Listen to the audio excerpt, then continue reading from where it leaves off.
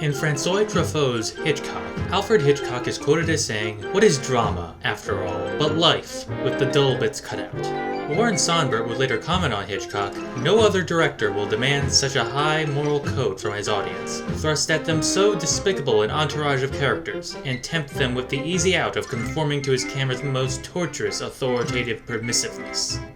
This attitude is found in many of his films, and only increased as his career went on. In fact, as Alfred Hitchcock matured as a director, he developed a penchant for perverting ordinary American life by adding murder and violence into it.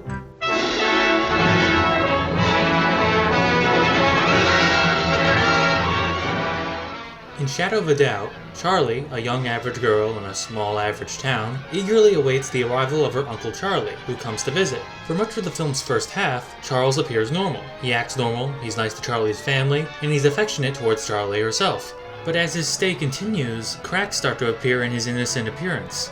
It first happens when interviewers arrive to do a story on the average American family, with Charles refusing to be photographed. When he is photographed, he demands that the interviewers destroy the film, and when Charlie's father debates with his friend on how to commit the perfect murder, Charles pipes up with a bitter contempt for old widows. What do the wives do, these useless women? You see them in the hotels, the best hotels every day by the thousands. Drinking the money, eating the money, losing the money at bridge, playing all day and all night, smelling of money. Proud of their jewelry, but of nothing else. Horrible. Faded, fat, greedy women.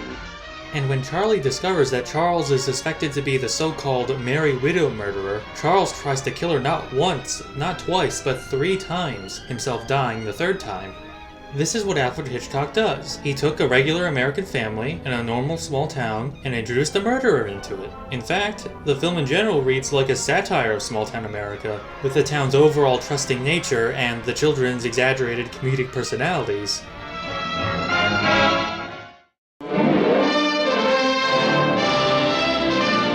In Strangers on a Train, Guy Haines is an ordinary man from a small town who wants to divorce his manipulative wife and marry his sweetheart. He vents his frustrations to Bruno, a man he meets on a train, who in turn vents about how much he hates his father. Bruno then suggests that they trade murders. Bruno kills Guy's wife, and Guy kills Bruno's father. Each fellow does the other fellow's murder, then there's nothing to connect them. Each one has murdered a total stranger. Like, you do my murder, I do yours. Guy thinks Bruno is joking, but Bruno actually goes and kills her anyway, calling him and expecting him to fulfill his end of their supposed deal. This racks Guy with guilt, damaging his relationships and ruining his mental health. As Bruno further psychologically abuses Guy, Guy looks more and more suspicious to the police and is soon wanted for murder.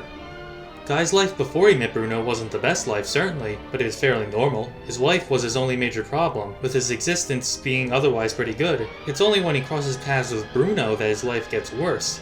Like with Shadow of a Doubt, Hitchcock took a fairly regular man and introduced him to a psychopath, and let the psychopath destroy that man's life.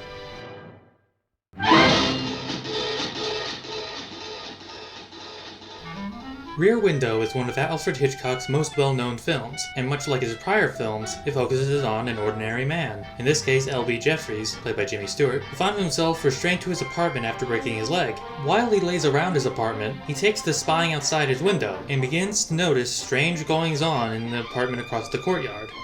Specifically, a man named Thorwald has a wife who is bedridden, but she disappears after a scream is heard, and Thorwald is repeatedly seen carrying a suitcase out in the middle of the night, followed by the cleaning off of a handsaw. This leads Jeffries to suspect murder, soon getting his friends and love interest involved. People do a lot of things in private they couldn't possibly explain in public. Like disposing of their wives. What's notable about Rear Window is that while it follows Hitchcock's pattern of an ordinary man thrust into extraordinary circumstances, getting involved is entirely Jeffries' choice, unlike Charlie or Guy. He could have ignored Thorwald's suspicious activities and gone about his business, but he chose to follow up and investigate.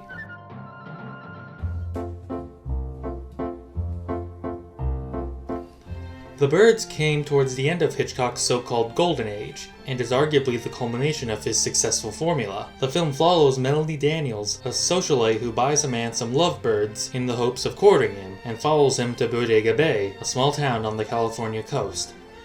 While there, birds start conspicuously attacking people, Melanie included.